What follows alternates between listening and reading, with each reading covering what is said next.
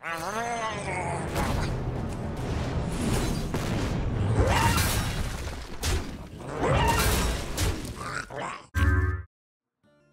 ladies and gentlemen, my name is Haas, and this is another Hearthstone video.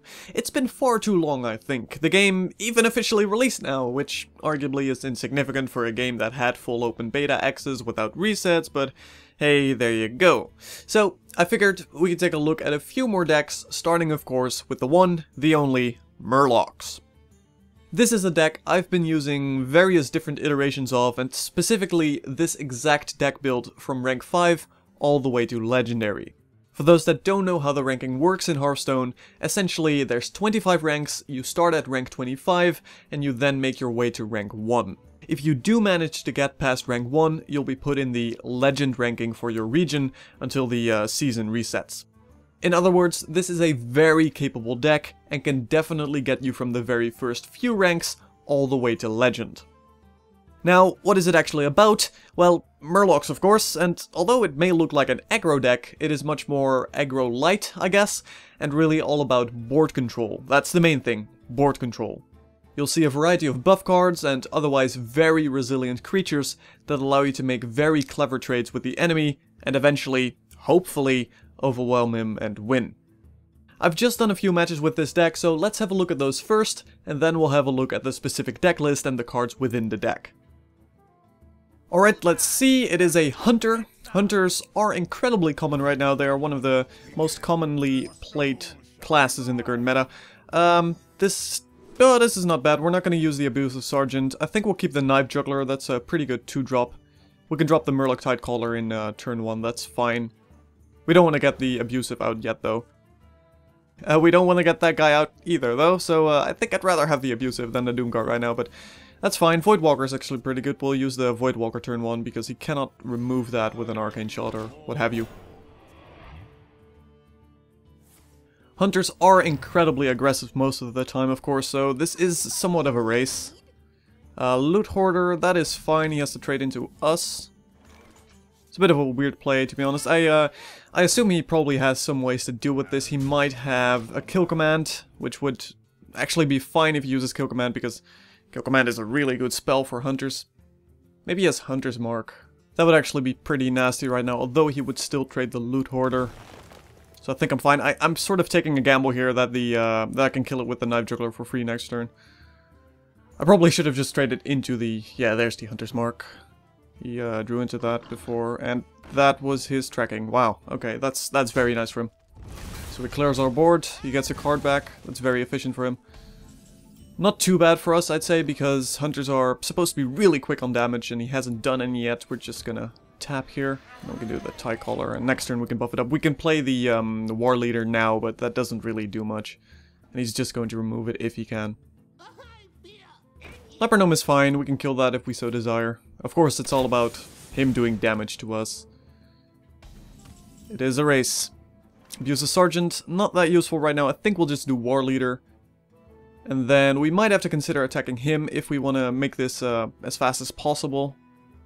But I think we'll trade for the Leper Gnome because we do want to see and protect the War Leader. If he has an Arcane Shot or some such, then we lose the War Leader. And the War Leader is key, and the Tidecaller will drop to 1 health, and then we'll buff it up again with a Seer. So we'll do War Leader, followed up by Seer the turn after. We're not going to play the Abusive Sergeant, because that has no real use right now. And we don't want to overextend against a Hunter. Always very important, they do have that Unleash the Hounds. Animal Companion, what does he get? The 4/4 Bear, of course. And Arcane Shot. That's a pretty good turn for him. Misha's pretty darn good. Soulfire is better. So we do want to keep the Doomguard. We are fine with losing a Seer. We're fine with losing the Abusive Sergeant. So I'll Soulfire first. Get rid of the Bear. Do we want to play this? I should have actually tapped first, because there's more useless, so to say, cards on my deck. Spellbreaker, for instance, is not that great against Hunter. Either way, I don't think this here is that useful right now. It saves it from Kill Command, that's the only thing, so I think it's better to leave it for another turn. We'll do the Abusive Sergeant. We're not going to get that much use out of it later on anyway. It is a race. And if he plays any creatures that have 2 health, which he is very likely to do, he is a Hunter, So he plays a lot of charge, and there's a charge. This is great, so we can trade if he doesn't trade with us. He probably should have traded for the war leader, but I'll take it. That's a nice gift of his. And there's another war leader. That is absolutely fantastic. Now we can buff up our war leader. But the main question here is, do we want to tap? Because we are on 16, which is getting pretty darn low against a hunter. I don't think there's that much left in our deck that is significantly going to boost our chances. There's a Soulfire. There's some Argent Commanders now. We're not going to do that. We'll just hit him with 5. Next turn we can hit him for 10. With the Seer we can dodge any potential threats. We don't want to tap from this point on.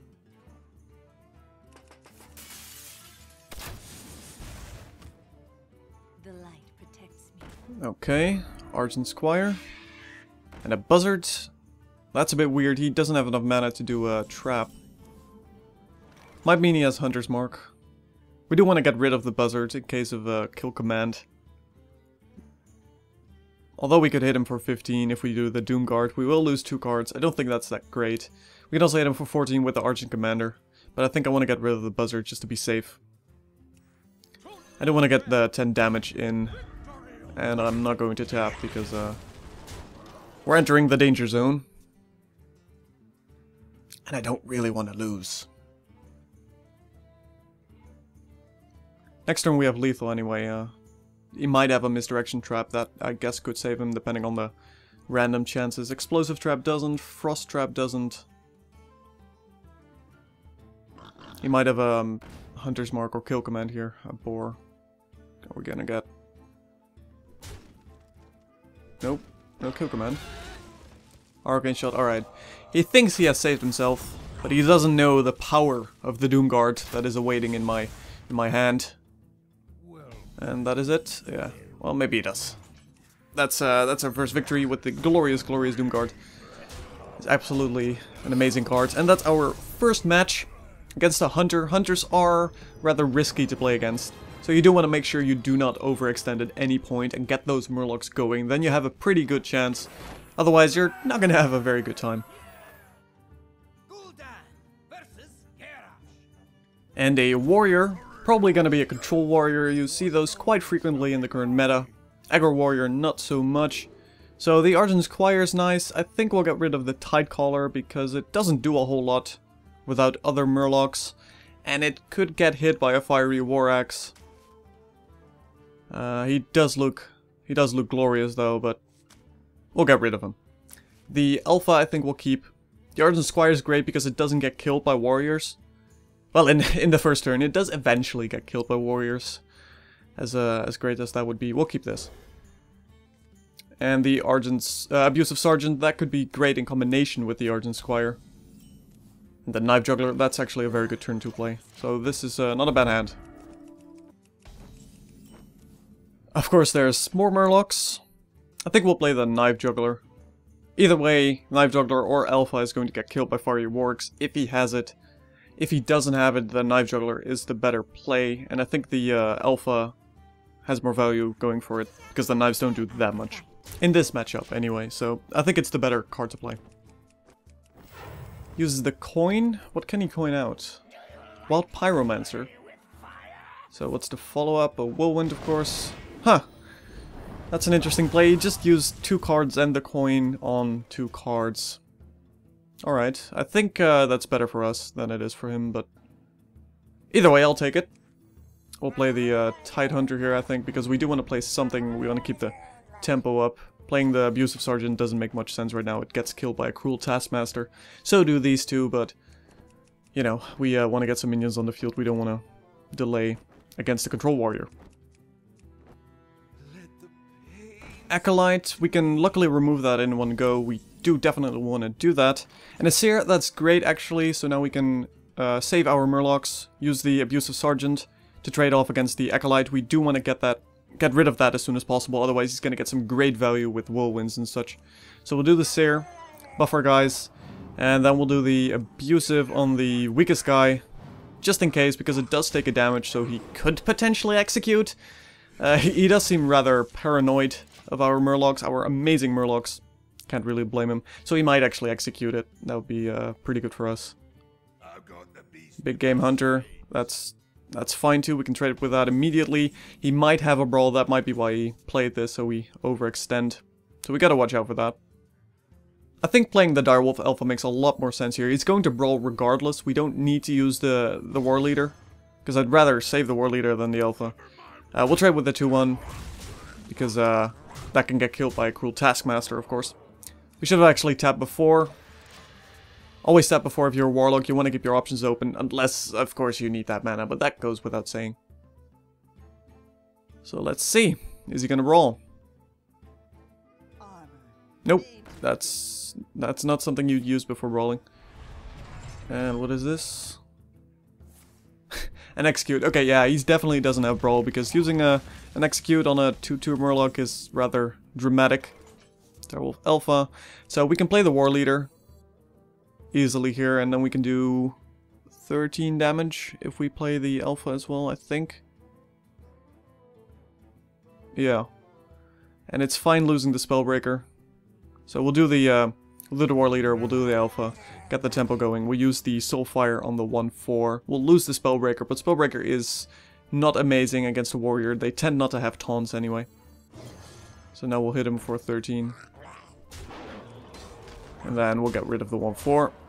And we lose the Spellbreaker. We hardly knew you. Should have actually attacked after killing the Armor Smith, because armor is of course much more valuable than health pool if you're playing as a warrior. It didn't matter in the end. Still, something should have considered because of Shield Slam and such. But hey, there's match number 2. Let's go win match number 3.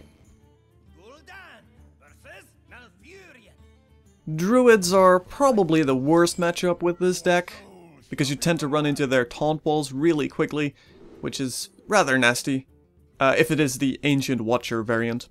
Now, we want to get rid of Soulfire. Normally I would actually keep it against a Warlock, but against, I think, everything else I would get rid of it. Against a Warlock it can be really useful if you're fighting, if you assume you're going to be fighting the Zoo Warlock version. I would say always assume that you are, because if they are Control Warlock you have a lot more time to react. Beyond that, we want to get rid of the Direwolf Elf, I think. I think I want to keep the Abusive Sergeant just in case they have a Yeti, if they innervate out a Yeti or an Ancient Watcher. This is going to help. I think the Direwolf Alpha can go because we have the Knife Juggler, and I do need some turn 1 plays. The Abusive Sergeant is not a turn 1 play. It's much more of a spell. Oh, fantastic. There's the Direwolf Alpha again. That is great. We wanted to get rid of you, but that's fine. Just stay around. Let's see, that's not a turn 1 play, so we'll coin out the Knife Juggler, because again, I don't want to use the Abusive Sergeant just yet. This can get removed by a Claw, by a Wrath, by an Innervate into Keeper. It's not fantastic to play this right now, but it's our best bet. Loot Hoarder. That's a bit strange, because we have a Knife Juggler, and Knife Jugglers tend to throw knives, so we have a 50% chance here that we get rid of it. I think we might as well play the Direwolf Alpha here. The Abusive Sergeant again doesn't make a whole lot of sense. Yeah, not really a contest here. Let's see if it hits. Come on. There we go. It's a strange play, because he only really gets a card out of it. Like, it's a 50% chance. If I had 2 1-mana plays, I would have done that instead, but as it stands, I have a pretty bad opening hand. Power of the Wild. You can trade with that. He's not going to have Wrath, he would have used that, so we'll trade with this. Again, using the Abusive is just going to get killed by a hero ability. And we can buff up the War Leader next turn. He would have used Wrath by now, I do think he would have. On the Knife Juggler.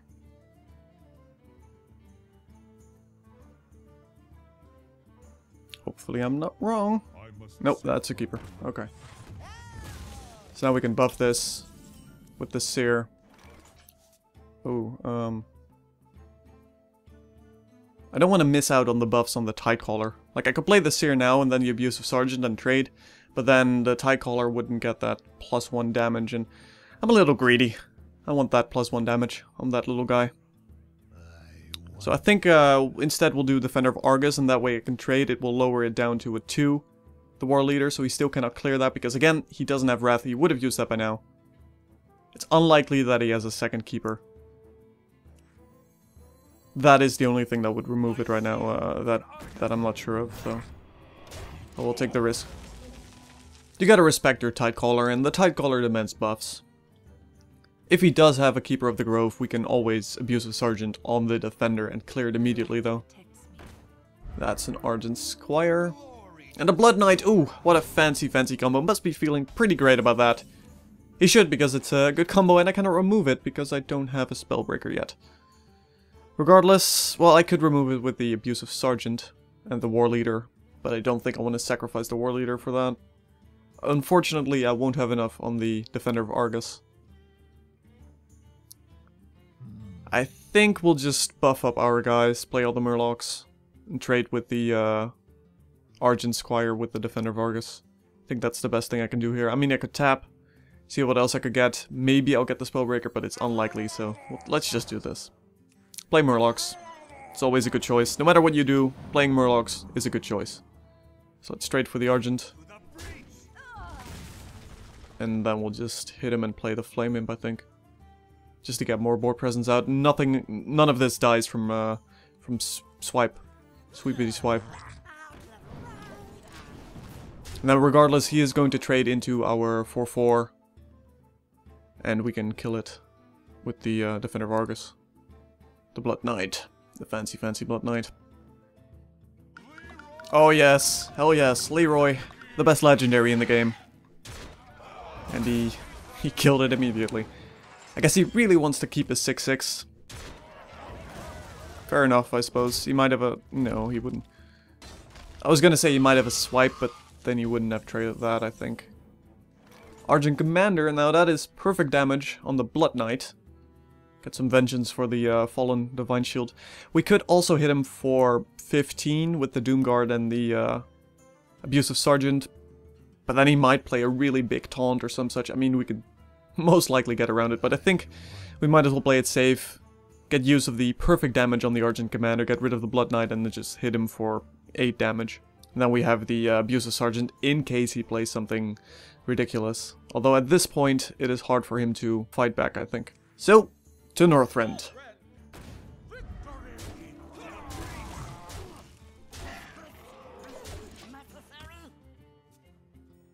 Innervate, so he's up to 9 mana.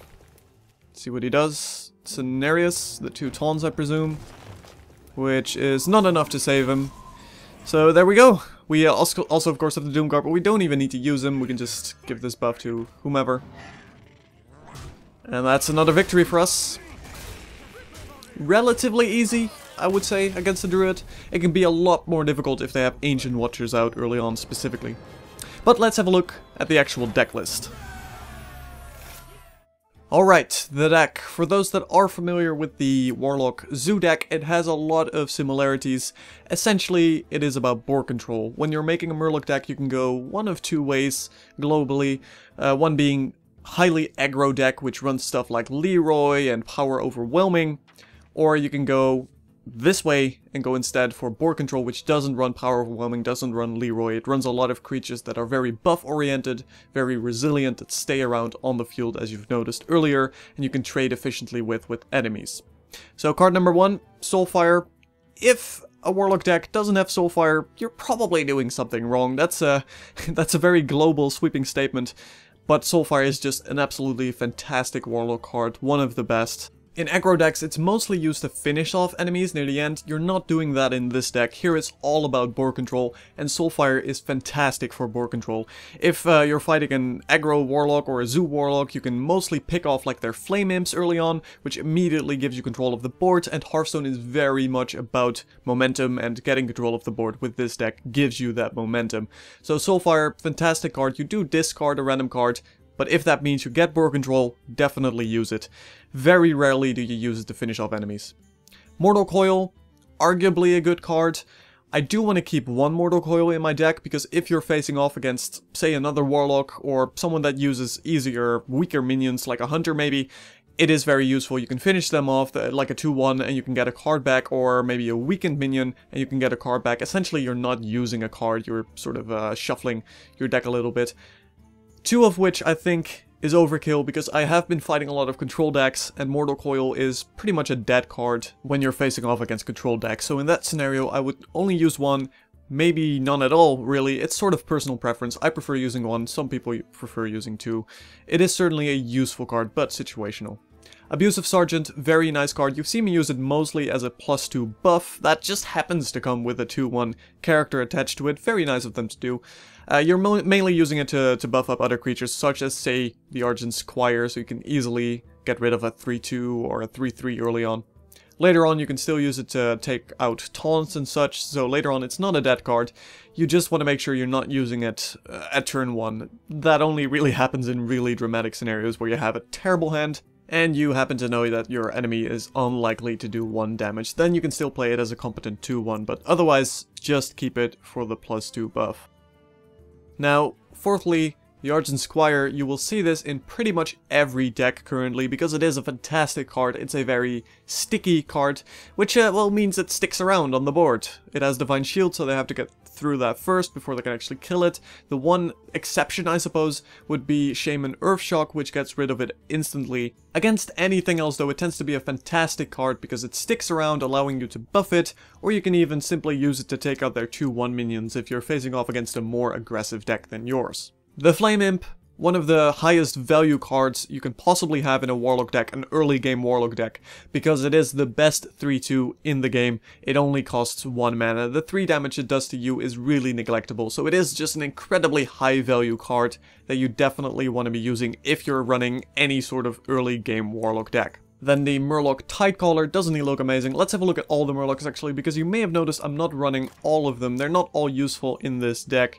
The Murloc Tidecaller, another 1-cost creature, which brings this deck up to 13 cards that cost 1 or less, not all of which are creatures, of course. It is fantastic if you have a Tidehunter, because it gets buffed for every Murloc you play. This guy can get ridiculous. It only costs 1, but it can easily do 6, 7, 8 damage, maybe, in a lot of scenarios. It is just fantastic. Play this early on, get it buffed. You don't need the Bluegill Warrior. It has charge, it's not that useful. It's useful in aggro decks, but not in this case. The Murloc Raider, it's just not that great for a 1-cost. You have better options. The Oracle, this doesn't really make sense with your Warlock ability, where you essentially make use of the fact that you have few cards and can draw new cards and can outdraw your opponent. And then the Grimskull Oracle, which only gives +1 attack. I wouldn't say this is worth it at all in any Murloc deck at this point. The other Murlocs, however, are pretty fantastic. But first we have the Voidwalker, again a really, really strong Warlock card. It is a 1/3 taunt. It is one of the best, if not the best, taunt creature that you can possibly have early on in the game. So this is really useful for protecting all your other stuff. It is also useful for taking out 2/1s from your enemies. Then the Direwolf Alpha. The Direwolf Alpha is essentially a 4/2, because by the time you use it, you tend to make use of the fact that it buffs. It's a support card. You mostly want to drop it for the buff, not so much for the fact that it is a 2/2. Again, sort of similar to the Abusive Sergeant. The Knife Juggler, a card that has been in oh so many aggro decks in the past history of Hearthstone, the little history that there is. Knife Juggler is just a fantastic 2-cost creature. It is the best 2-cost creature, that's why it's in here. The knives are of course very useful when you're up against other weak creatures. If you're facing off against an aggro deck or a board control deck such as Zoo Warlock, this can get fantastic. Protect it, keep it alive. Combining it with the Murloc Tidehunter is also great. You can instantly get 2 knives going. Hopefully the RNG gods are with you when you're using it. The Tidehunter itself, of course, is very useful just for the fact that it is a 3/2 that you're playing. It's more Murlocs. I mean, what else do you need to say here? There's more Murlocs that can get buffed with War Leaders, more Murlocs that get buffed with Seers. Again, it's a 3/2 for 2 essentially, but comes in 2 bodies, which both separately get buffed. The Seer buffs your Murlocs with health. It essentially takes the place of the Young Priestess that is used in the Zoo Warlock deck. Here it buffs your guys, so you get like a 2/3 instead. It's just very useful. The Battle Cry is amazing, especially when you're fighting Hunters and other type of nasty AoE cards that are out there. Use it. It's a very good Murloc. Murloc War Leader is probably genuinely the best Murloc, just for the simple fact that it, well, gives a +2/+1 buff, which can make you do ridiculous amounts of damage if you have other Murlocs on the field. That's why the Tidehunters are so useful, because they get buffed, and suddenly you're really, really scary with your army of Murlocs. My Shield for Argus, Defender of Argus, is again a card you will see in oh so many decks. It is fantastic for staving off aggression from aggro decks, unsurprisingly, and it simply buffs your stuff. That is the main reason why it's in here. It gives you +1/+1 on, say, your weakling Murlocs, so you make them tougher and stronger and better and faster. And it of course does give you taunt in case you're up against, say, a hunter. It is specifically very useful against hunter, mainly to dodge like the explosive traps and such though. But it is a controlled buff, very useful. Good old Murkai is sort of a semi-legendary. It is a relatively cheap deck. You get this guy if you have all the other Murlocs, so you don't need to get him for 1600 dust. He is very useful. It is a 2/4, unlikely to get removed unless they use like a swipe on it, which in most cases is probably worth it. Otherwise he gets buffed like crazy for every other Murloc on the field. If you have a semi-good Murloc presence on the board, this guy is going to swing for a lot. You can use him to finish off your opponent. That is definitely a good use for him. Otherwise you can mostly play him around turn 4 and pick off some stronger minions as well. Combined with Murloc War Leaders, you can get some really good damage in one turn. Very useful charge guy. One of your few charge guys, actually. Then we have the Spellbreaker. The Spellbreaker is sort of here because the Tinkmaster got nerfed. It is there to get rid of like the taunts and the big nasty creatures with death rattles or what have you that get in the way. The reason we use this guy over the Owl is because the Owl is otherwise relatively useless, is only a 2/1. You don't need this for crazy combos with like Leroy, which you see in aggro decks, so you see the Owl followed by Leroy, so you can get rid of a taunt immediately. Use this guy generally when you've already have established a pretty good board presence. So this guy is also a very potent 4/3 guy that can still do combat, still kill enemy creatures and such. Then the Doomguard, again an incredibly strong Warlock card. It is a 5/7, it is rather unique what this guy does. It is a charge guy that is incredibly resilient. You see very few cards that do this. The other cards would be like Grommash from Warriors, which you cannot use anyway, but you have the Doomguard. Some people like using 2 Doomguards. You can definitely use that because he is just incredibly strong. I find, however, using 2 is a bit of a waste because you tend to use him near the end, so I found a lot of situations where I ended up discarding the other Doomguard while playing the second one, or the first one, however you want to count that. It is incredibly strong though. Definitely use 1, maybe use 2, try it out, see what you like best. I've been using 1 since I've hit Legend. I've been using 2 on my way to Legend. I prefer 1 at this point. Incredibly strong card, 5/7, incredibly resilient, will kill enemy stuff while being alive and still being able to swing near the end. Of course, it can also simply be used to do the 5 last damage in your last turn. Final note, it does discard 2 cards, but don't be afraid of using this if you discard 2 cards. If it is turn 5, you can use this guy to get board control, definitely use it. It will 9 out of 10 times be worth it. Providing, of course, you were clever enough to lure out the, like, Hex and Polymorph. The worst thing that happens is using a Doomguard and immediately getting a Hex on it. That isn't nice. Finally, the most expensive cards in your deck, the Argent Commander cards. They are, again, charge creatures, one of your few charge creatures. They also have Divine Shield, which means they are relatively resilient. You can use them to take out an enemy minion. They do only have 2 health though. Luckily, by the time you use them, that being turn 6 or higher, you probably have lured out the Rafts and the Lightning Bolts and what have you. Still though, it can die relatively quickly once it loses its Divine Shield. Generally, I would use this before using your Doomguard, that being a Doomguard turn 7, turn 8, if you have 2 Argent Commanders, because they are mostly definitely worth it to get out on the field. They are your late game. Doomguards and Argent Commanders are your late game in this deck. Finally, a few other things that could work. I have seen a few versions that use Fairy Dragons. I've seen versions that don't use Argent Commanders, instead use, say, 2 Doomguards, or use Harvest Golems. It all comes down to what you like. You probably do have to change a bit when you're actually ranking up, but this deck definitely works. So with that in mind, thank you for watching. My name has been Haas, and I'll see you in the next video.